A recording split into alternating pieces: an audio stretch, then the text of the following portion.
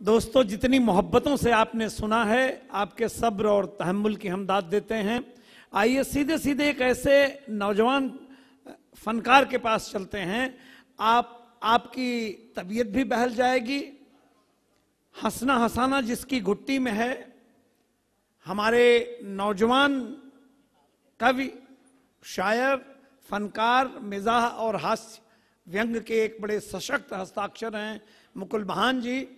मैं इस शेर से उनका तारुफ करता हूं कि मुस्तकिल हंसने की आदत से पता चलता है, मुस्तकिल हंसने की आदत से पता चलता है, तुमने सीने में कोई जख्म छुपा रखा है। जोरदार तालियों से आप इनका इस्तकबाल करें।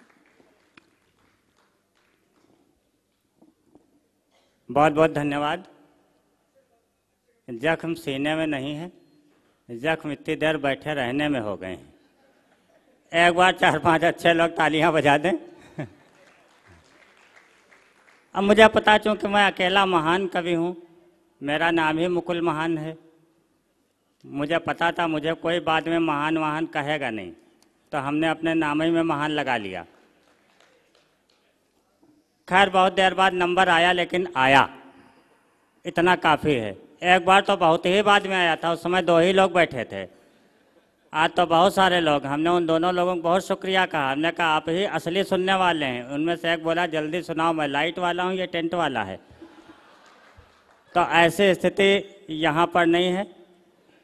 मैं ज़्यादा समय न लेते हुए मुश्किल से 3-3.5 मिनट का काव्य पाठ करूँगा, क्योंकि डॉक्टर कुंवर बेचैन साहब जो आज की अध्यक्षता कर रहे हैं, डॉक्टर सुरेश जी, सबको सुनना है। मैं छोटी सी एक बात से अपना काव्य पाठ प्रारंभ करता हूँ। आदरणीय नसीम निखार साहब ने यहाँ पे मोहब्बत की बहुत सारी बातें कहीं। मोहब्बत अब दिखाई नहीं पड़ती है, समाचारों में हम सुनते हैं कि कुछ मोहब्बत होती है। तो मोहब्बत क्या हो गई है, मैं आपको सिर्फ 4 पंक्तियाँ बताता हूँ। अतः नबी साहब सुनिएगा। मोहब्बत में हम अधमरे हो गए हैं, मोहब्बत में हम अधमरे हो गए हैं। चलिए, इनकी सेहत का राज पता चल गया है। जोरदार तालियों से स्वागत करिए। भविष्य में आपकी सेहत का भी राज यही होगा। मोहब्बत में हम अधमरे हो गए हैं, चिकित्सा की हद से परे हो गए हैं, चिकित्सा की हद से परे हो गए हैं। बहुत वाजपेयी बने घूमते थे, गिरे मुंह भरा तो खरे हो गए हैं।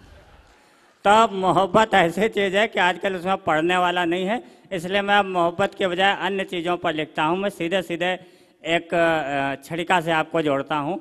होता क्या साहब, हम लोग जो कहते हैं वो होता नहीं है, और जो होता है वो कभी सोचते नहीं हैं। तब स्थितियाँ क्या होती हैं, 4 पंक्तियों से आपको जोड़ता हूँ। नीरज जी बैठ जाइए। कि कल तक जितने भिखमंगे थे, कल तक जितने भिखमंगे थे वे सब माला माल हो गए। कल तक जितने भिखमंगे थे वे सब माला माल हो गए। विक्रम बने घूमते थे जो सबके सब बेताल हो गए। विक्रम बने घूमते थे जो सबके सब बेताल हो गए। और लड़के की शादी में ऐंठे 25 लाख दहेज नकद, और लड़की की शादी में बोले हम तो केजरीवाल हो गए। तो साहब, जो अपने पर स्थितियाँ आती हैं तो आदमी पतली गली से निकलने की कोशिश करता है। संतोष वाल्मीकि जी आ गए हैं, मैं स्वागत करता हूँ। और एक, चूँकि यहाँ पर इस समय हर व्यक्ति मुझे खूब पढ़ा लिखा सा दिख रहा है, इसलिए मैं एक छड़िका ऐसी सुनाना चाहता हूँ, एक कविता छोटी सी ऐसी सुनाना चाहता हूँ जो यहाँ से आपके दरबार में प्रस्तुत हो और आप लोग ये कहें कि हाँ, इस लिखने में कुछ मेहनत की गई है, कुछ ज़माना देखा है। एक शाश्वत प्रश्न होता है नेताओं से कि वो चुनाव जीत जाते हैं फिर गायब हो जाते हैं। गायब कहाँ हो जाते हैं, कोई भी नेता आज तक नहीं बता पाया। तब मैंने उनकी तरफ से ये शोध किया कि वो 5 साल के लिए गायब कहाँ हो जाते हैं और उनका होता क्या है। हमने एक नेताजी से पूछा, महोदय, हम एक बात समझ नहीं पाते हैं कि आप चुनाव जीतने के बाद 5 साल के लिए जनता से कट क्यों जाते हैं। आप चुनाव जीतने के बाद 5 साल के जनता से कट क्यों जाते हैं। नेताजी बोले, कमाल है, कितना आसान सवाल है कि जब कोई व्यक्ति जनता से कटकर जनता के लिए, जनता के द्वारा, जनता का, democracy of the people, for the people, by the people, democracy की यही परिभाषा है। परिभाषा आज भी यही है, लेकिन इसके प्रीपोजिशंस बदल गए हैं। डेमोक्रेसी ऑफ द पीपल में ऑफ की स्पेलिंग बदल गई है, OF से OFF हो गई है।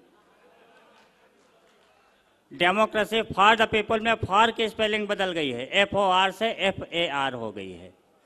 और डेमोक्रेसी बाय द पीपल में बाई की स्पेलिंग बदल गई है, BY से BUY हो गई है। अगर डेमोक्रेसी की इस परिभाषा से पढ़े लिखे लोग सहमत हों तो हमें आशीर्वाद दें, बताएं कि हाँ ये आजकल की स्थिति है। नेताजी बोले, जब कोई व्यक्ति जनता से कटकर जनता के लिए, जनता के द्वारा, जनता का तथाकथित भक्त हो जाता है तो वो दिल, दिमाग, आत्मा, शरीर और चरित्र 5 भागों में विभक्त हो जाता है। तो वो दिल, दिमाग, आत्मा, शरीर और चरित्र 5 भागों में विभक्त हो जाता है।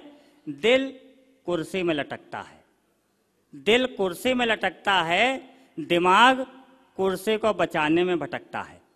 दिल कुर्सी में लटकता है, दिमाग कुर्सी को बचाने में भटकता है, आत्मा तिजोरी में बस जाती है और ये काया राजनीति रूपी मेनका में किसी विश्वामित्र की तरह फंस जाती है। और यह काया राजनीति रूपी मेनका में किसी विश्वामित्र की तरह फंस जाती है। और 5वां तत्व चरित्र है, इसकी तो लीला ही विचित्र है। 5वां तत्व चरित्र है, इसकी तो लीला ही विचित्र है। अंधेरा कायम रखने के लिए किसी सूरज की तरह अस्त हो जाता है और मौका देखते ही किसी आत्मघाती दस्ते की तरह हमेशा के लिए ध्वस्त हो जाता है। और मौका देखते ही किसी आत्मघाती दस्ते की तरह हमेशा के लिए ध्वस्त हो जाता है। और हम नेता लोग अपने इन्हीं 5 तत्वों में तल्लीन रहते हैं। जनता से इसीलिए नहीं मिल पाते क्योंकि जिंदा रहते हुए भी इन्हीं 5 तत्वों में विलीन रहते हैं। बहुत बहुत धन्यवाद।